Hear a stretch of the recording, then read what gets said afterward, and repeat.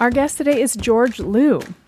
George teaches fitness and wellness businesses how to leverage paid advertising in their marketing efforts. It all starts with crafting your irresistible offer and then paying to put it in front of the necessary eyeballs. If you've been curious about dipping your toe into paid ads, George makes a compelling case. Let's have a listen. Hi, I'm Erin Power. And I'm Laura Rupsis. We're certified health coaches, and this is Health Coach Radio. This podcast is about the art, science, and business of health coaching. We share our insider tips to help you become a better coach and entrepreneur. And we interview expert guests to discover how they've made it in this growing field. It's time for health coaches to make an impact. It's time for Health Coach Radio. All right, we got George Liu. How are you today, George? Good. Yes, had my matcha this morning. Thanks for having me, guys. Oh my gosh. Okay, so now you're primed and ready to go. So we're excited to have you. We've got a lot of fitness-based professionals here and all sorts of different capacities. We get a lot of different types of business coaches here, and they all have a different spin. And you focus mostly on gyms. So I would love for you to tell your background story because it's an interesting one. But we'd like all of our guests to tell their own sort of origin story so people know where you're coming from. Mm-hmm. And then everything's going to unpack from there. So please share how you got here. Tell us your story. For sure. Yeah. I'll just let it flow. So I was actually born in Japan and I was raised in China. So I come from a family my parents divorced at a pretty early age. So we moved to the US at around the age of 10. When we first got here, it was really tough. And essentially like what it was, like one day we were in China in a routine with everything as we known it. But the next day it was just like, oh, well, next thing we know, like we're in the US. Are we here for the long haul or not? So long story short, going through middle school, is really tumultuous time, right? Because when you're really young, you don't really have an idea of like what's going on around you, and what you crave the most, especially at an early age, is the sense of acceptance and the sense of unity along with other people, right?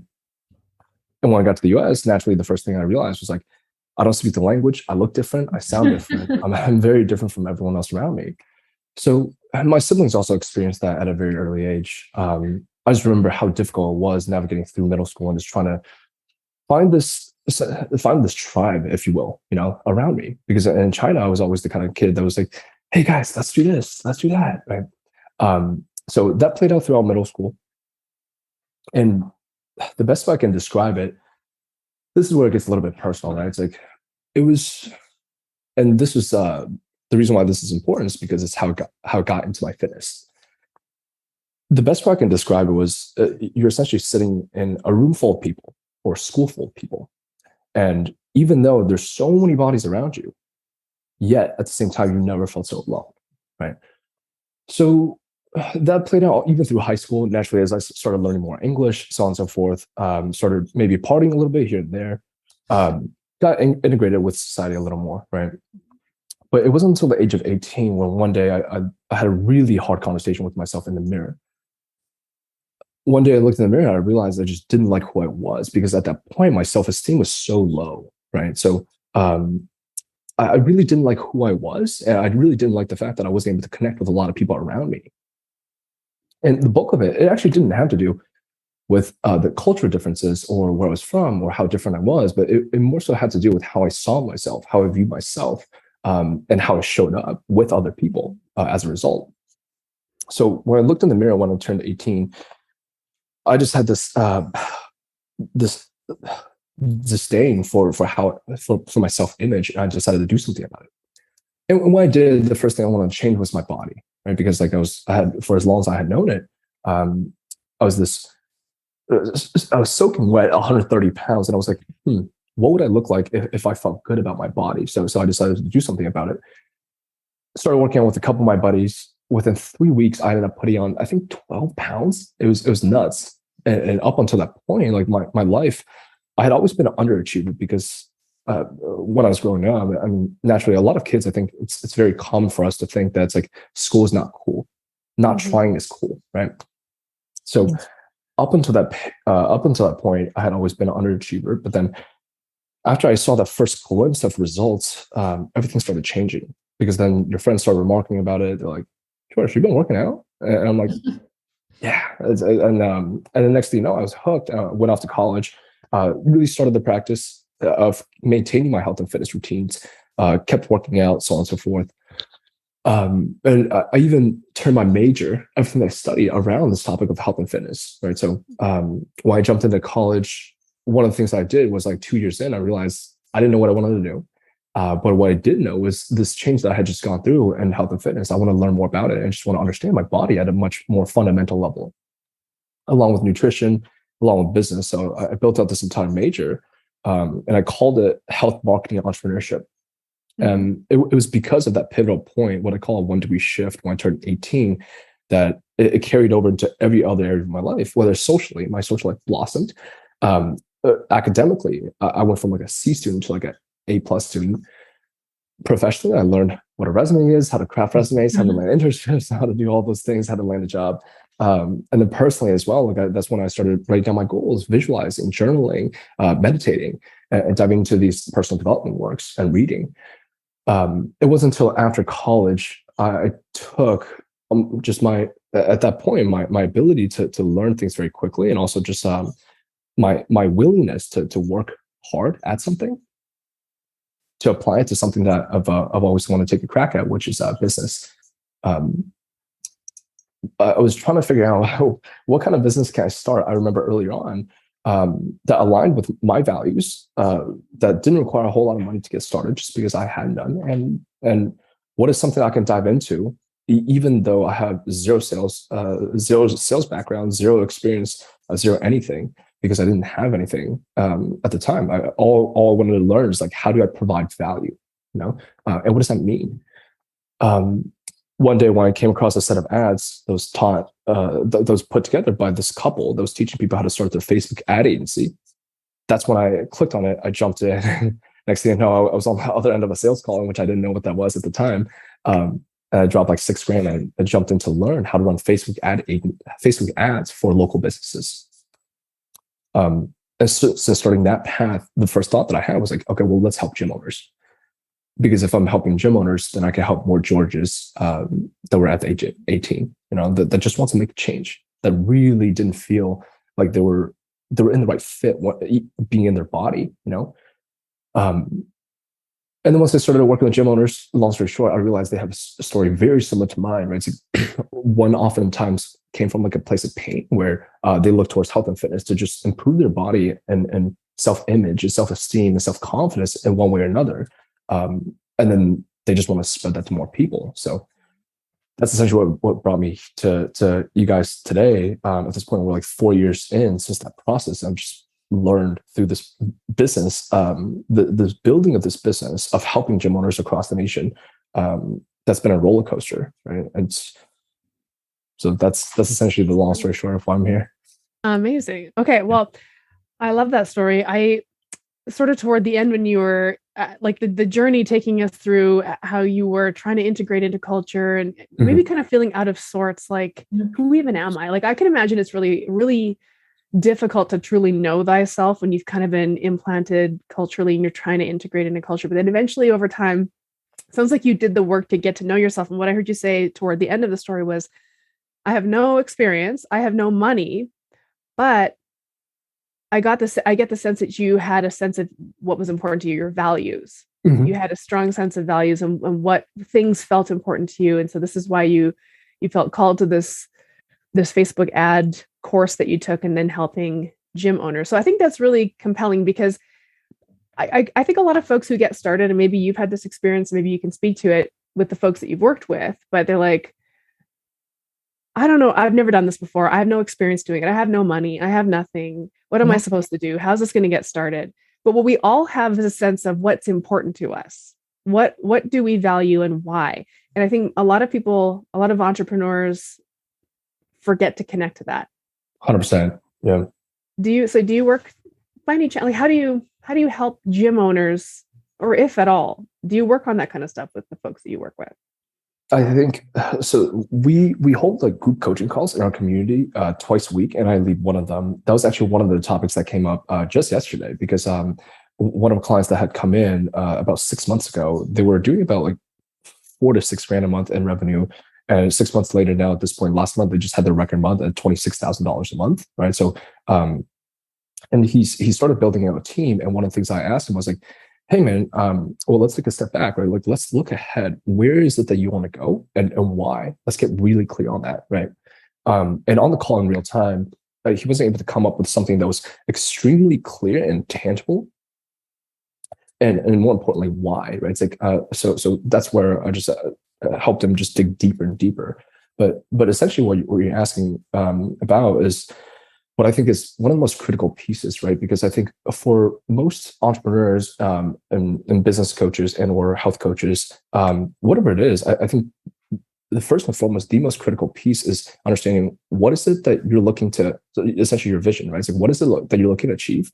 In other words, like, where do you want to go, and why is it so important to you? And I think not enough people dig deep enough to uncover a deep enough of a reason, right? Because if it ends up being at a very superficial level of whether it's and there's no judgment around here, right? It's like whether it's just money or just status, right? Just validation from ourselves from within or from other people, the motivation will fade, and it also won't feel as fulfilling, right? Because then it's not sustainable in terms of energy that you can put behind something. Yeah. Mm-hmm.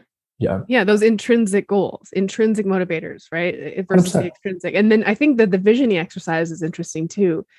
Asking people, and I don't know if you do this, but like I've done this with my clients. Actually, I do this on intake with my one-on-one clients. Like, what does your life look like when you've achieved this? People struggle with that assignment. The imagination has left the building. I think imagination is a big part of that. Big. And also, like, a deeper layer than that, I think one of the things that has really helped me earlier on was not only being able to see or write down or understand, like, what is it that you want your life to look like as a result of whatever pursuit that you're going through, whether it's improving yourself through health and fitness, through business, or whatever it may be. But it's also, how do you feel when you get there, right? Because ultimately, as human beings, I think what we really want is this sense of feeling, right? So maybe it's the sense of acceptance within us in terms of how we feel about our lives, right? Or whether it's a sense of peace, or how do we feel once we have reached that point of where we want to go, or we say we want to go, Yeah. People buy on emotion all the time. That's really what's going to have them pull the trigger, right? So they might be looking and shopping. We were having a conversation with somebody, I think it was last week. So people start shopping from the brain. Oh, I need this, but they actually buy using their heart, right? Their emotion, and kind of tapping into that. And so I heard a lot of just kind of this focus that you had on fitness and improving yourself, and how much confidence that gave you. And there's a lot of people, I think this is a common thread, that when somebody feels better, feels stronger, feels more capable, it's a gateway to increased confidence that then just sort of permeates everything else.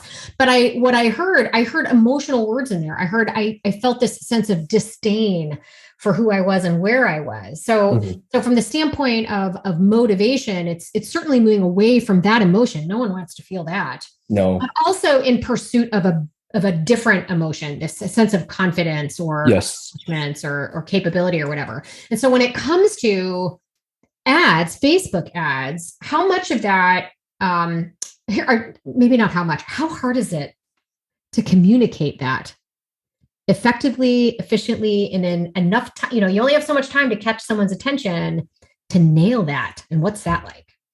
So when it comes to what I believe, any business owners or any coaches or any gym owners or any agency owners or whatever it may be, anyone, when it comes to their advertisements, the most ideal scenario is that you're able to share everything it is that you embody, everything it is that you stand for, and everything you're able to help another person with. And then by the time that a person chat with you, they already have the full understanding, right? But the reality is, like, like Aaron, you mentioned this earlier, right? It's like imagination, and I would also add, like, imagination, I think over time has within people has maybe like decreased a little bit, but so has attention span, right? And it's oftentimes because we have more access to more choices than we've ever had like in this period of our life like than ever before, right? So the attention span of the typical person that you could potentially help is so short that if you want to communicate what is it that you're able to help your clients with and be able to drive those emotions to the level that you want, it's going to be really difficult, right? So when it comes to Facebook ads specifically, I would say the goal is not to have them build so much of so much of a lasting impression that they sit down, they decide, oh man, this ad hit me so deep. Mm-hmm. I'm going to look in the mirror and I'm going to like start identifying, okay, well, who do I want to be? And George, blah, blah, blah, blah, blah. Right? It's like, I think that would be a really big stretch. Right? I think where people fall short when it comes to thinking about advertising is that advertising is actually not meant to be targeted towards as many people as possible. It's just meant to be geared towards, let's say, out of 100% of the population, right? Let's say if 60% of the people they aren't ready for a change just yet, you know, Mm-hmm. and 30% of the people they are already taking actions towards changing, whether it's thinking or researching or chatting with their friends and family when it comes to health and fitness, so on and so forth, want to learn more, and then maybe like 10% just like, right? It's like they could be swayed one way, they could be swayed another way, right? The point of a Facebook advertisement and other channels a little bit different, right? So the way I see it, the point of Facebook ad advertisement is to target those 10 people, Mm-hmm. and or make like the portion of like 30% of the people, and swaying them towards taking just one little bit of action, which is just raise your hand to give you their contact information for them to learn more about you. And how do you get to the emotional part of helping a client and helping you understand what a client's going through, right? It's like similar to what I shared with you guys earlier, like my story, right? It's like if during the earlier part of my process, I actually believe I could have gone, I could have progressed much faster and also healthfully, with much more progress and much more self-compassion for myself if I had a coach back then at the age of 18 Mm-hmm. that was able to guide me through whatever it is that I wanted to take on as far as like my health and fitness journey, right? So how do we get to the emotional part? It's mainly through a conversation, and I think this is where I also see for a lot of gym owners and also just health and fitness coaches in general, they don't take a step back to recognize that conversation is so critical. Mm-hmm. It's so critical, right? From a business standpoint, we call that sales. But then for coaches and for gym owners, they have a tendency to see that as like an icky thing. It's like, you know, but in reality, what it is the best salespeople truly, like what they do is that they're able to understand the prospect and put their prospect first and really dive deep into their story, into understanding, hey, who is this person? Where are they now? You know, like beyond that, beyond just like the superficial stuff, it's like maybe like what they do for work or their health and fitness routine, but it's like, why are they doing what they're doing currently, and also where they want to go and who do they want to be, right? It's like, and just really identifying that gap, you know, and that's where you get to the emotional part where a person is able to actually come out and say, wow, it's been a while since I've thought about anything like that, you know, I really need to do this, you know. Okay, well, it's so interesting because I think you were touching a little bit maybe on the stages of change, the trans-theoretical model, because you were talking about the 60% of people who are not even considering doing this. Yeah. Right. But then I always tell our students this, like, don't worry about those guys. They're not, those are not your leads. The people who are in preparation or action stage of change, or maybe the contemplation, which is that 10% that's kind of like, Yeah.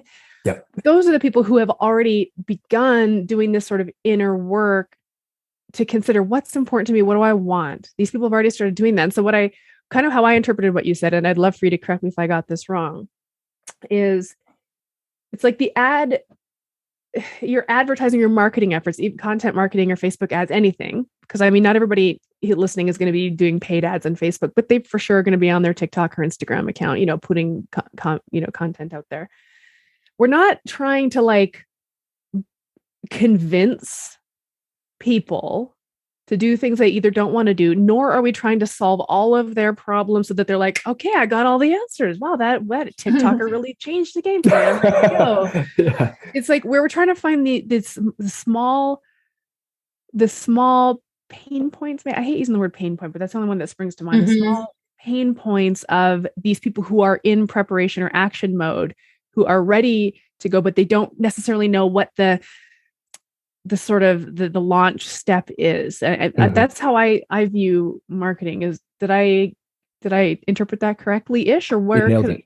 Oh, good. No, you nailed it. Yeah, because I think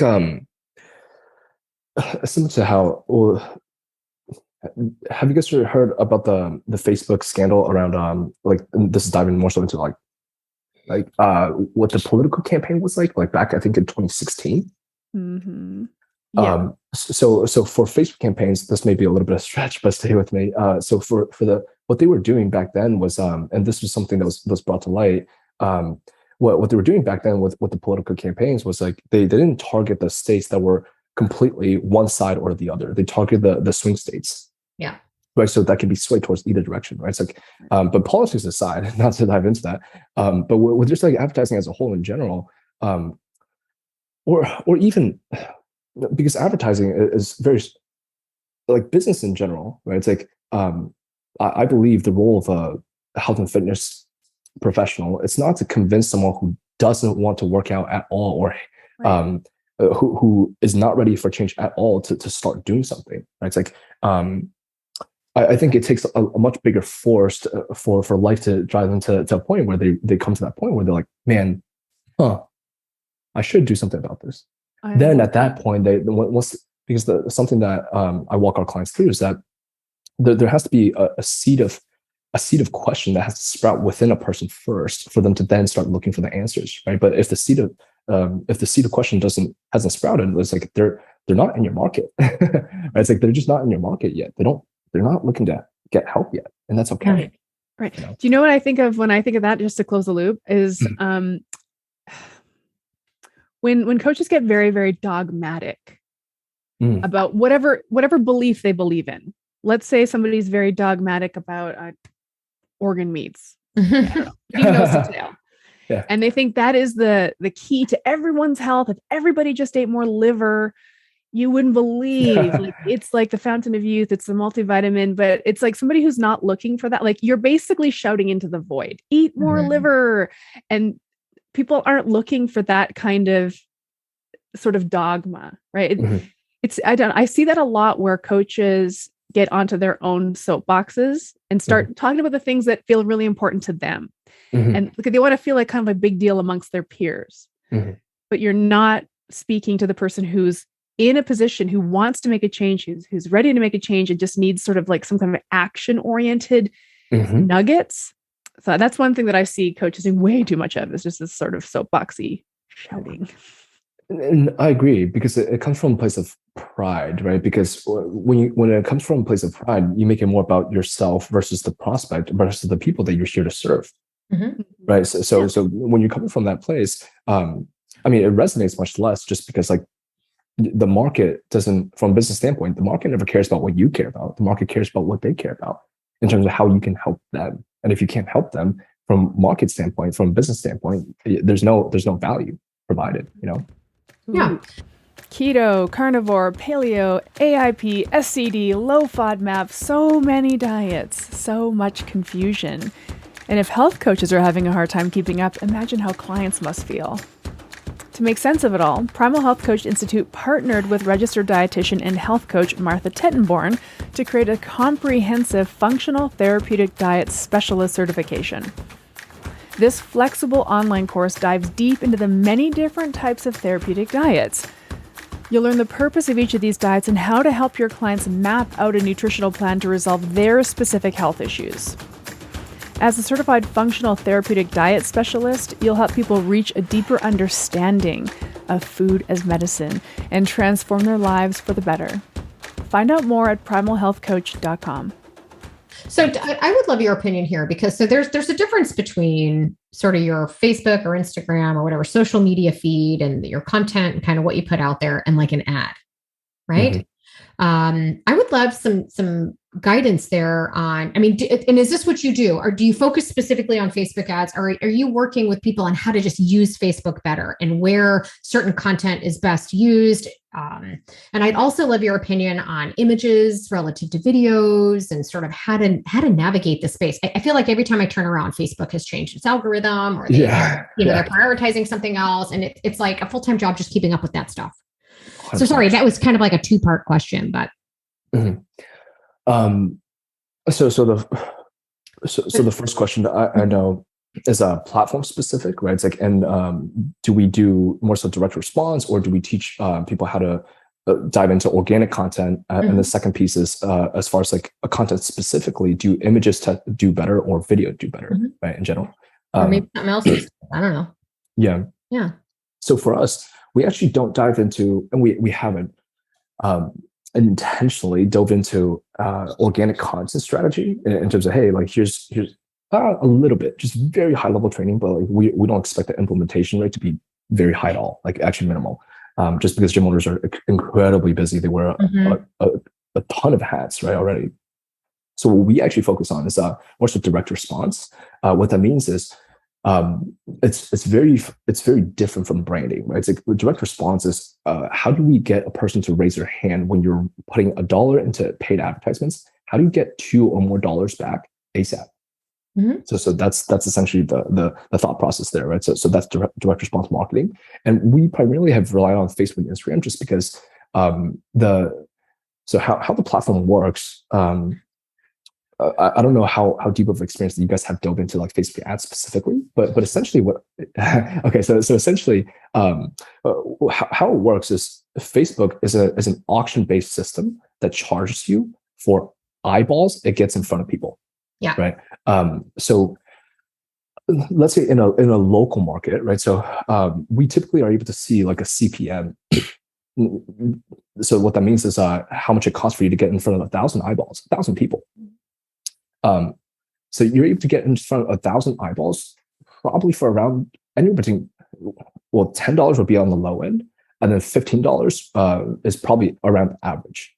So every $15 you spend, you're able to get in front of 1,000 eyeballs. So that's essentially what we do. Now, depending on the role of the marketer and how good they are, the goal is like, then out of the 1,000 eyeballs, what are you able to do with them? Like, are you able to get them to take action every step of the way? So someone who's a really good direct response marketer, what they're able to do is you're able to get in front of 1,000 eyeballs with whatever it is that the offer that you're using, right? So if you're using an offer at all, right? Whether it's like the difference between like, let's say a 3-week trial or like a 12-week transformation, or it's like, hey, we're back open, come check us out. Or it's like, hey, check us out, right? Like those aren't really offers, right? So based on the offers you use, the copy that you put together, the creatives that you put together in the form of images or videos, that determines how good of a job you can do to get 1,000 people to take some kind of action. So the first action is usually like click, right? So if out of 1,000 eyeballs that you're able to get in front of, if you're able to get, let's say like 10 to 15 people to click on it, right? So that's the first step. Out of those 10 to 15 people to click on it, you're able to get, let's say one out of 10 people to opt in to become a lead, to put in their name, email, and phone number. Then you're actually doing good. So what that ends up being is you need to spend $10 to $15 per person that opts in as a lead, right? So that's essentially what we do. Okay. And then you just consistently pay Facebook based on how much you want to pay Facebook. Then Facebook shows it to however many people. This is how Facebook makes their money, right? Right. And then your ability to make it profitable, it comes down to also down the line, once they have clicked, once they have opted in as a lead, how good of a job are you able to do to actually connect with this person, have the best shot at actually communicating with them, ideally on the phone, and then identifying if it's a good fit for both parties, right? Which is a sales process. So that's essentially what we do on the front end.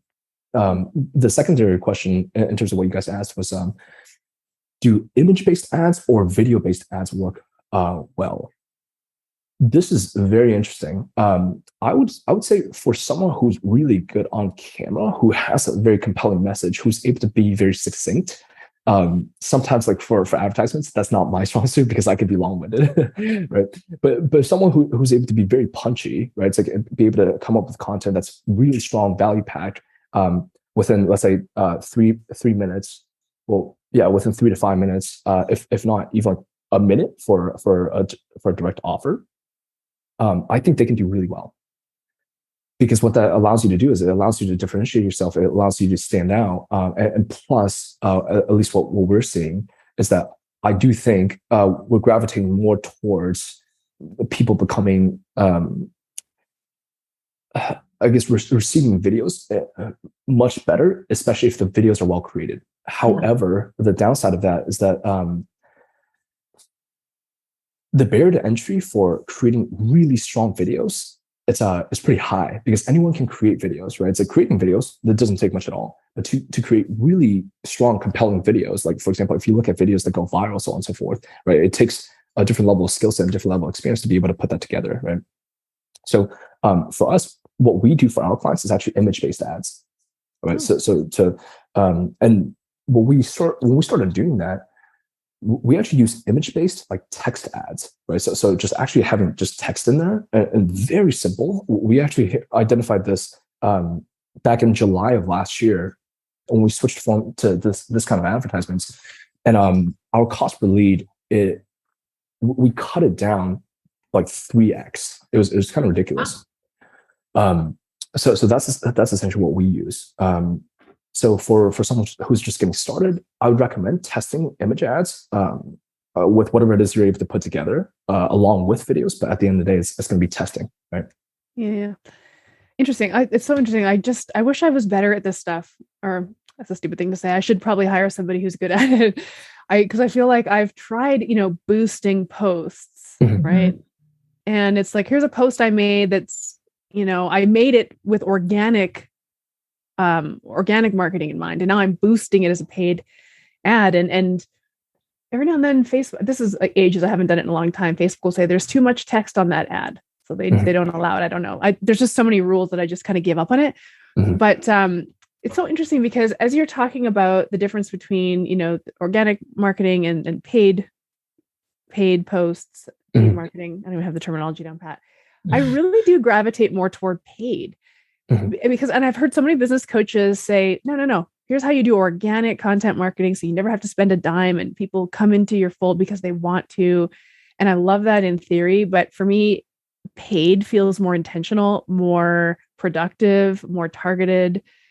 Maybe that's because I'm a pragmatic person, but I guess 2.0, like you're in a position where that's a game changer for you at this point in your business, Erin. That could be. Yeah, that could be. It's, but also I just feel like for somebody maybe like who's like me, who's old and doesn't necessarily, I'm not about to become a TikTok star, and I don't want to, and I don't want to put that work. And it's like, it sounds like it's really worth the investment, 10 or $15 for a lead, right? I mean, I think that's good. Hey, what is the, I know you probably don't have this at the tip of your fingers, but like generally what's the industry standard from these leads and then converting? Like, what's the dollar value on conversion?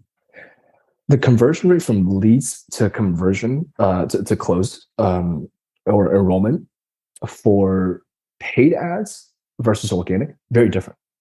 All right. So the quality of it, if we were to judge it by the conversion rate, organic will always be higher quality, always. Over paid ads day in, day out, right? But the downside is that organic, as you had mentioned before, is like it takes a tremendous amount of time, effort, and just constantly just pushing out content, right? It's like just constantly. Whereas paid, the upside is that you're able to if you're able to crack one type of system where you're able to put $1 in, multiple dollars out, you have something that's evergreen, that lasts, that's sustainable. Whereas like, for example, like the constraint we run into for gym owners is that, I mean, for a gym, like pretty much the most you can market is like 7-mile radius, right? But for a health and fitness coach that's able to, let's say, have clients all across the US, I mean, the pool is endless. So actually the data for health and fitness coaches, if they ever wanted to jump on, it's like, I mean, it's instead of like $10 to $15 cost per lead with a really strong offer and everything put together, I mean, you can get leads for like $3 to $5. Oh, yeah. But the conversion rate, low. Right. Yeah. And also the conversion rate's high or low. It's completely dependent on two pieces, right? So first piece is lead nurturing. How well are you? So what is that process that you have put together to get a person to have a conversation with you and that dialogue back and forth It's the step before you get a person to jump on a phone call with you. Yeah. So lead nurture, right? So that's the beginning of a relationship. And usually what I classify as the actual start of a relationship is the actual phone conversation, right? So, usually what we recommend is a 2-step sales process, whereas the first step is a 15-minute phone call where you get to understand a person in terms of who they are, what they're looking to accomplish, why they're looking to accomplish what they want, what they're struggling with a little bit high level, and then you invite them into the second call, right? Or second for gym owners, it'd be in-person visit. Mm-hmm. For a health and fitness coach, it would be a second call.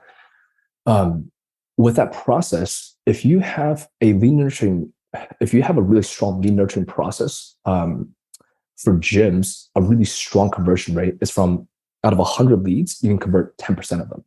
Mm-hmm. If out of 100 leads, you can convert 10% of them, I mean, you're cooking, like you're doing really well. And usually what that entails is having a combination of lead nurturing that includes speed to contact, how quickly are you able to reach out to the lead in form of text, and especially calls, and also how frequently are you able to just call them and follow up with them, right? It's like on average, it takes someone from cold traffic, which is someone who doesn't know you, and this is what paid advertisements, what it appeals to. It takes anywhere between 8 to 15 contacts to reach a prospect, which is crazy, right? Especially if you think about it, like in this day and age, that's actually normal, just because where's their attention being placed, right? It's like 1 second they're scrolling on TikTok, 1 second they're scrolling on Facebook, and then next thing you know, they're 5 hours into social media or on the phone for the day, right? It's like so attention span is very low. On the flip side, it can also shift. So if the lead nurturing process is, let's say, Facebook Messenger, with a tool that's called, like, for example, ManyChat, where you can automate Facebook messages, the conversion rate could be as low as 3%, without any phone calls or anything like that. And the last piece that puts it all together in terms of making it work is how much you charge. Yes, I was just thinking that. How much you charge. I just crunched the numbers on that. Like if a gym owner gets 10% of 100 leads convert, and they've spent $10 per lead, so they've spent $1,000 for those 100 leads. Yes. And they convert 10 people, and it's like how much gym, $700 a year, whatever it ends up being. Like, okay, that you're gonna have to do that math. Like how much am I willing to spend based on what my product or service costs, and kind of figure it out that way. Yes. Yeah, interesting. And that's actually the biggest, that's usually the number one thing that when we bring a gym owner on, what we help them with, which is pricing, right? Mm-hmm. Because there was actually a study that was done on Zen Planner. Anyone can actually search this up. I think it came from 500 self-reported gym owners that provided group fitness, in terms of them sharing their information for how much does it cost for you to service a member when you take everything into account, like rent, utilities, staff, whatever it may be, right? So on average, it costs about like $85 to $95 a month to service them for group fitness. And when they looked across the spread, the gym owners that would perform financially the worst, what were they charging? Around that price point. Yeah. Because at that point, then you're a nonprofit, right? So if it costs you $85 to $95 and you're charging $85 to $95, you don't even have budget for marketing. Most gyms don't have a marketing budget, right? Right. So the major lever to pull earlier on is just price, because for gyms, when they first actually established their gym and their price point, how they did it is not based on gross margins or based on what they believe they need or based on them being able to foresee other costs, like, oh, well, I'll probably need a marketing partner. I'll probably need staff members, like full-time staff members. And maybe at some point down the line, I want a general manager to be able to run this operation, right? They just do it based on how much does that gym charge? Exactly. Okay. What about this one? Exactly. Let me go square in the middle. It's such a chronic issue in this industry, right? Whether it's what you're paying for a gym membership or what you're charging as a health coach or an online coach, Underpricing is the number one chronic issue, and it's why you're not getting anywhere. Yes. So you've got to know your numbers. We've had, financial guests on that keep reiterating this. Understand how much you need to charge in order to be able to.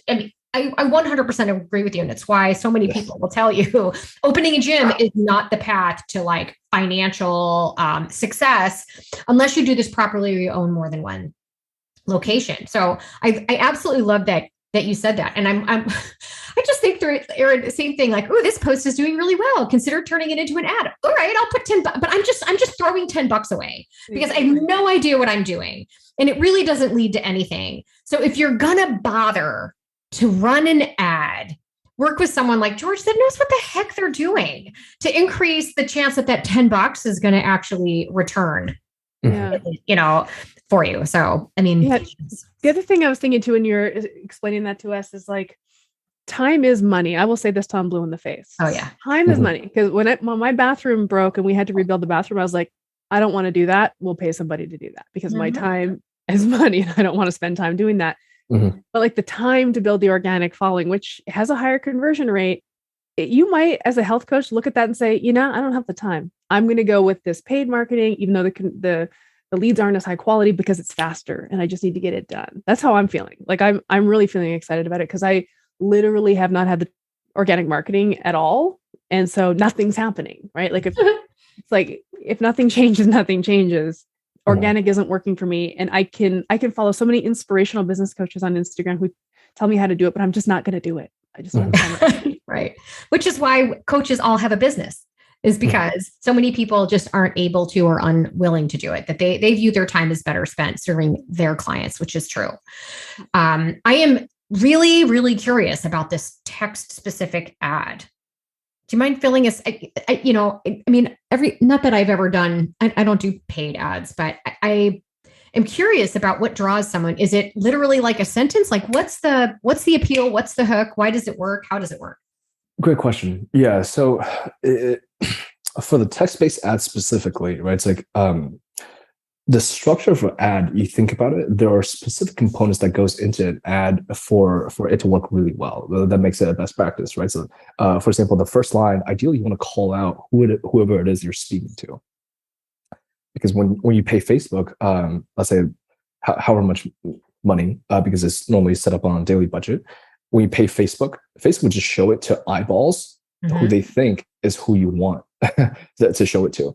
So if you're not calling out your ideal audience, it's like, let's say if you work with moms over 40s, or let's say like Christians, right? It's like, or whoever it may be, then you're really doing yourself a disservice, right? So attention XYZ, or hey, blah, blah, blah, blah, blah, right? It's like, so for gyms, what we do is like the first line of copy is almost always like attention Los Angeles, attention Austin, or attention, you can dive even really specific, right? Then the second part of copy, you ideally want to call out, depending on how you want to do it, right? So like if you're running a really strong offer, what we call like an irresistible offer, right? It's like then you want to speak that up front, right? So for us, what we teach our partners or gym owners is run what we call a 12-week lifestyle transformation, right? Because for a handful of years, there were a lot of challenges that were run, right? It's like a lot of like 6-week challenges or even free 6-week challenges, so on and so forth. So for us, like during COVID, like one of the things we recognized, like, okay, well, what if we just want to, I don't know, make ourselves a little bit distinct, right? So I can really talk about, hey, like this is a long-term play, so on and so forth. So for us, the offer is a 12-week front-end offer, right? So like what we call like a lifestyle transformation. And what goes into that, ideally, in any kind of advertising, you want to be able to list out what are all the benefits that person is able to get, and also what we call the benefit of the benefit, right? Once you have it all lined out, there are a couple pieces that you can throw in to make an irresistible offer. For example, first one is how many spots are you opening this up for, right? It's like who are you looking to reach, right? It's like, are you opening up, let's say like 5 clients over the next week, or 10 clients over the next month, or what it may be, right? Plus urgency, right? It's like if there's a defined timeline for how long you're running this offer for, definitely throw that in there, right? So scarcity and urgency. So when you have all of this compiled in the form of ad copy, the fastest way to actually just shorten it in the form of creative is what we do is we just call out, for example, for a gym, it would be attention Los Angeles. We're looking for 10 men for this 12-week transformation that has proven to change X and whatever the insert number of people's lives in this area. That's it. And then as far as the background, we play around with the background and we identify a pattern in terms of which backgrounds works the best for different markets, which colors works best. That's pretty much like the main crux of like what we're optimizing for currently. Because what we've seen is that we used to, I think for a while, and this is something that we still test here and there, for a while, what we ran for gyms was anything that promoted a sense of community, right? It's like these group, let's say like after a workout, everyone flexing. It's like, yeah, right. It's like, but then since we have swapped over to this, like what we have seen is that the cost per lead it plummeted. We literally 3x our lead flow just from the switch last year. So we actually pivot over into this direction. But essentially the principles behind it is you want to identify who you're calling out. That's the first piece, right? It's like what the offer is. So for us, it would be like a 12-week blah, blah, blah, or a 90-day spread or whatever it may be. And if you can include any scarcity as well as urgency in just the creative and something that's attention grabbing, what that will allow a person to do is stop scrolling, first of all, because it's probably different from what they've seen in the past. Then they'll start actually ideally reading it. And then they get to the end of it, they'll click learn more and they'll opt in. Cool. Yeah, I can't tell you how many times a business coach has slid into my DMs asking me if I need help crafting my irresistible offer. Yeah. And I'm like, oh, I don't even know what that means. What are you talking about? Yeah. So what I'm hearing is the way you sort of set it up is attention blankety blank. Here's the offer. There's only 25 spots, or it ends next week. And that's, I really simplify that because I know that you've done a science and testing that you've done behind the scenes, but I never know what these folks mean when they say craft my irresistible offer. It's like, I have 3 products. I have 3 coaching products. I think they're all pretty irresistible personally. I don't know. Like I really struggle with, as I guess, sort of like the solopreneur, like what WTF is an irresistible offer? I don't know. What makes it irresistible? Yeah. No, that's a good question. So there are a handful of things that goes into it, right? So have you guys heard of Alex Hormozi? Okay, so he's world-class what he does.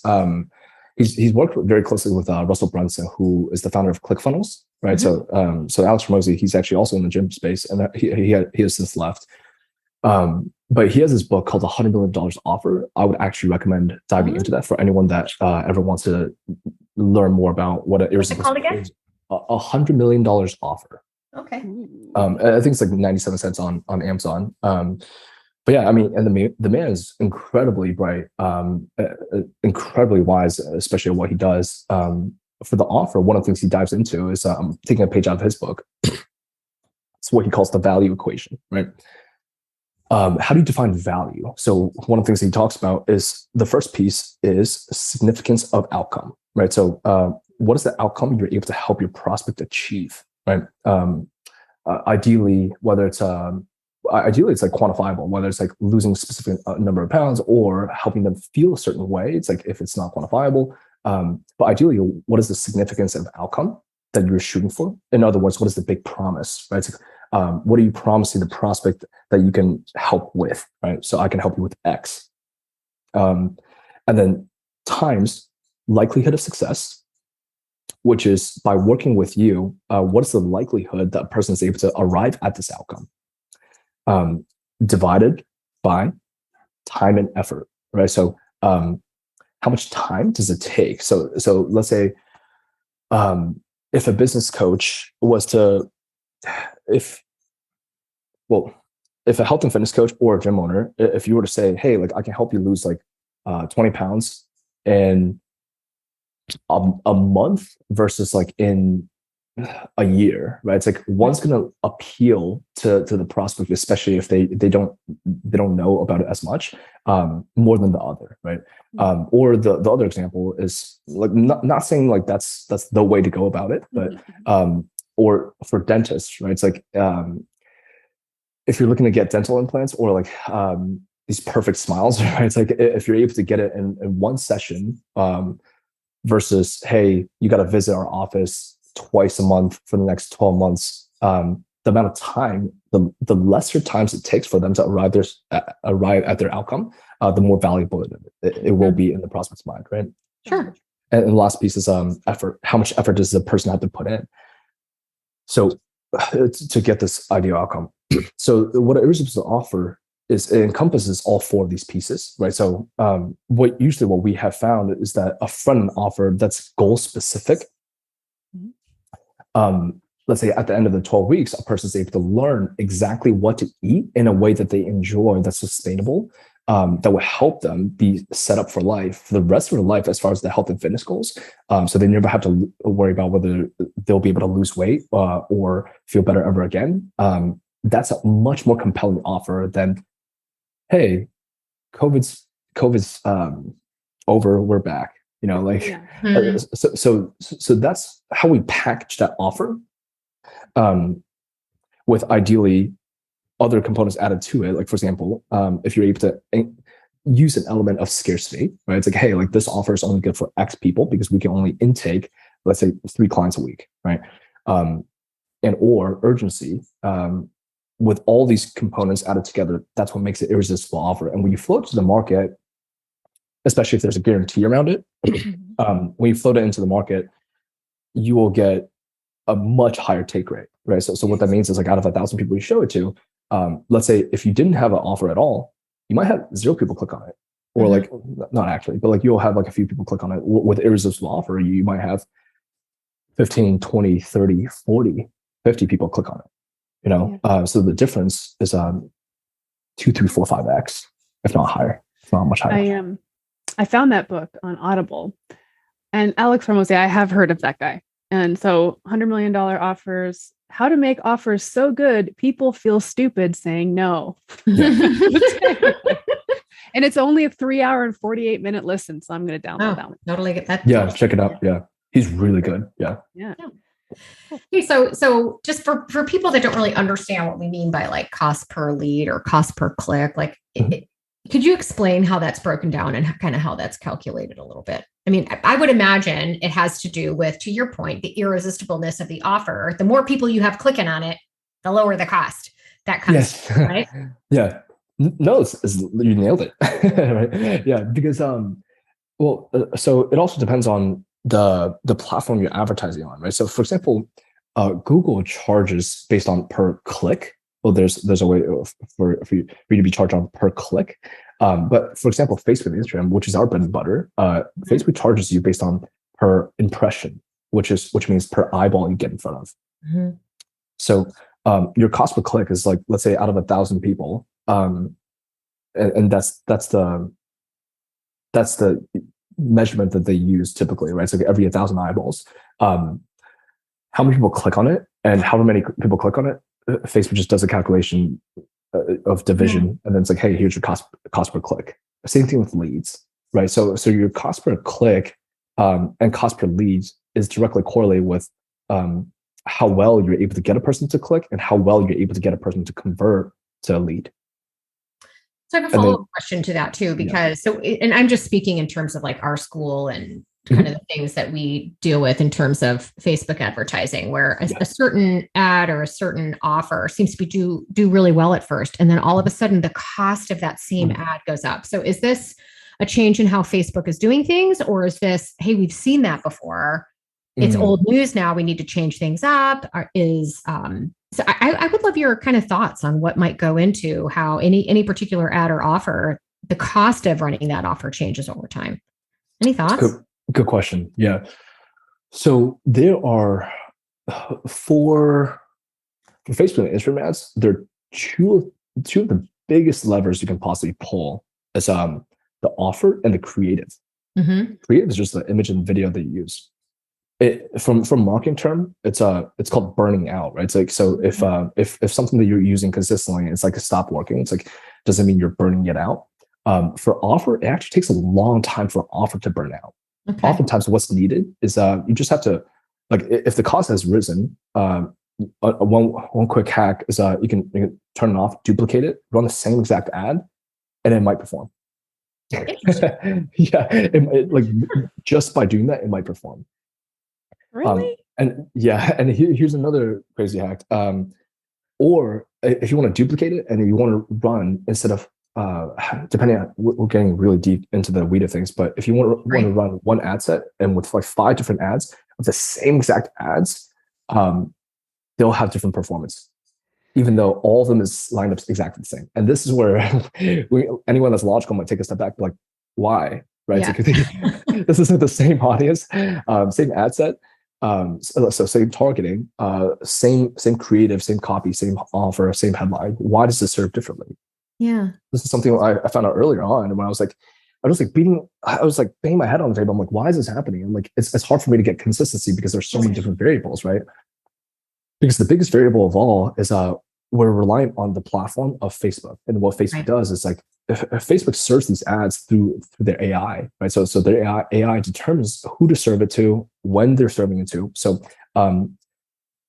it's kind of like the example I would give. It's kind of like if your client ever comes to you, like, as health and fitness coach, and they're like, "Oh, I'm really hungry," right? It's like, but in reality, like, if they just like, "Hey, well, drink some water," and then after they drink some water, they realize they're not actually hungry. It's kind of like that with Facebook ads. Like, if whatever you're running stops working, it might not have stopped working. What you might just need to do is just like turn it off and duplicate it and refresh it and reset it. So my point being, for an offer, it takes actually a long time for an offer to burn out.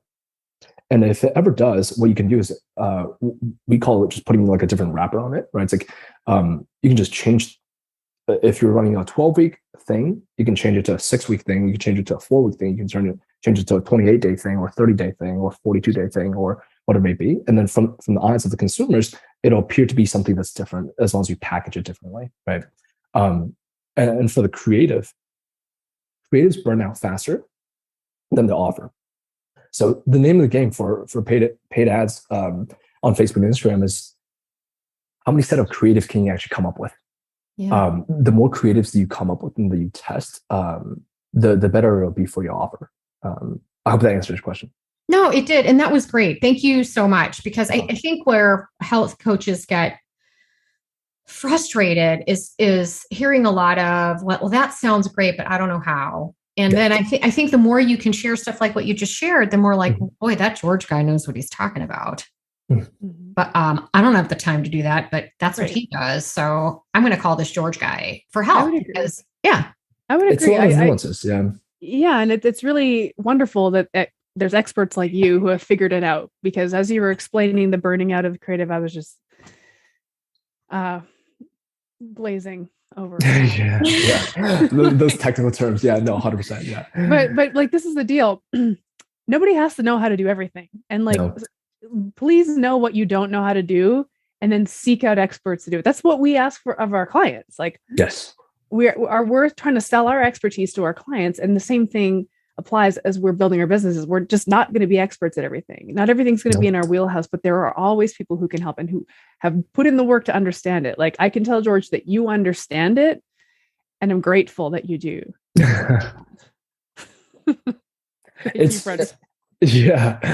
And by the way, it's like with Facebook and Instagram ads, it's like, and this might sound bad, right? But here's what I actually really believe. I believe no one can fully understand Facebook and Instagram ads to the extent that everyone wants to, right? Because I think it's as a platform, it's always an ever evolving. Because it's AI, right? So it just grows, and the decision-making process is just that goes into it. It's like there's so many factors that goes into it. Like, for me, like, sometimes I get frustrated because, like, I feel like the way I explain to our clients is if you dive into Facebook, Instagram, there is a rhyme or reason in terms of how to succeed how to run campaigns profitably. How do you get in front of the people you ideally want to get in front of? However, the way I explain it is still, it's kind of like playing roulette at a casino. You spin it, whatever comes out of it, comes out of it. However, we've just gotten really good at playing roulette, and there's definitely more control because we just understand more of the parameters that you can operate from to achieve, ideally, on average, the best results. But yeah, to take a step back, I agree with both of you guys. I think that's a trap that a lot of people fall into, right? It's like, and I have been there as well, like just wanting to be the jack of all trades and wanting to be perfect at every single thing it is in our business for us to build it into the best that it could to serve the people that we want to. The reality is, like the saying goes, like if you want to go far, go together. If you want to go fast, go alone. And no one really builds something extremely worthy just by themselves, right? Everyone gets support. Everyone. Coaches need coaches. World-class athletes need coaches. Oftentimes, it takes a whole village to really support a person's vision, a person's goals to bring it to life, right? So, yeah. Right. The bigger the vision, the more help you need. Yes. And the more help will come your way, actually, what I've found. The bigger the vision. Yeah. Nice. This is great. Look, I just think, if we can bring some sort of sense of humanity and the ability to kind of hack the technology to bring forth the humans, that's a good thing, and for most of us, like, look, folks listening, if you're frustrated with Facebook, dude, so is George, and he knows how to do this stuff. So believe me. Don't beat yourself up.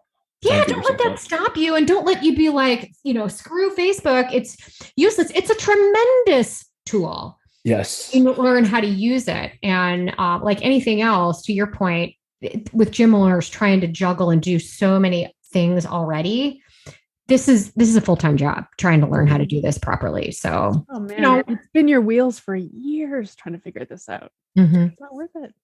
100%. Yeah. Don't beat yourself up over it, especially if you're hitting walls, right? Because not only are there components of the things that you just don't know yet, what you the known unknowns, right? It's like the things that that you don't know yet, that other people know. But what's frustrating is also there are the unknown unknowns, right? It's like just because Facebook, it's a black box, it's an AI, it's ever growing, it's ever evolving. Also internally, whatever decisions that Facebook makes as a company, because it's also a company, that also affects how ads are being done, right? But what I do think is helpful for any business owners to learn are the fundamental principles of marketing, kind of like what we talked about like today, right? It's like around the irresistible offers, around marketing, around how it works, around sales process. Because what I have seen as the biggest downfall for any even local business owners or any small business owners, the biggest downfall is that they don't put as much time and attention towards learning the front end of the business, which is what I call acquisition, which is lead generation, lead nurturing, sales process, at least understanding it, right? Because without this component, it's going to be very hard for a business to grow, if you don't understand it based on the fundamental principles. So those are just my thoughts. I would like to point out, we do teach that in our school. We do teach it. And we teach it in our school. When we certify health coaches, I don't think too many of them spend a lot of time caring about that. They get through that curriculum. They're like, okay, check. Right. I want to know what's my product? How am I going to, who am I serving? Niche, avatar client. Yes. And I geek out on that stuff too as an educator. I love helping coaches figure out what their product is and how it solves the problem for their clients. But we cannot overlook the front end piece, the client acquisition piece. And so that's when people say, okay, I've got this great health coaching product. Where are all the clients? It's like, you're going to have to go out and find them. And here's how that's done. 100%. So yeah, great. This is great. Yeah. George, tell people where they can find you and kind of follow. Do you have your own irresistible offer you want to share with our people? But most importantly, how can people find you, follow you, and see what 100%. You're up to? Yeah. If my Instagram is just George L1022. I've been telling my team that I'm going to push more content out, so I'm sure there will be more content on the way. So George L1022 on Instagram. And as far as our irresistible offer, we are actually putting that together. I was thinking about keeping it on the DL, but if there are gym owners that are listening to this, we're putting together what we call like a free 14-day challenge we're not going to launch until probably December because we need more data, right? It's like, but the 14-day challenge for a gym owner will be us helping them assign anywhere between like 7 to 12 high ticket clients within 14 days without paying us a single dime. And we just run their ads, at like $1,200 per person, just for us to prove to them that it works. So we're actually going to launch a wait list in probably middle of October or late October. So if anyone wants information on that, just shoot me a DM. Yeah. I mean, by the time this goes live, it'll be out. So yeah. Is there a website they should go to, or do they just get all that on Instagram? If they want to DM me on Instagram, we still haven't put it all together yet. Yeah. That sounds great. Yeah. Fantastic. This was a blast. Thank you so much, George. Thanks for having me. It's been fun. This podcast was brought to you by Primal Health Coach Institute. To learn more about how to become a successful health coach, get in touch with us by visiting primalhealthcoach.com/call. Or if you're already a successful health coach, practitioner, influencer, or thought leader with a thriving business and an interesting story, we'd love to hear from you. Connect with us at hello@primalhealthcoach.com and let us know why we need to interview you for Health Coach Radio. Thanks for listening.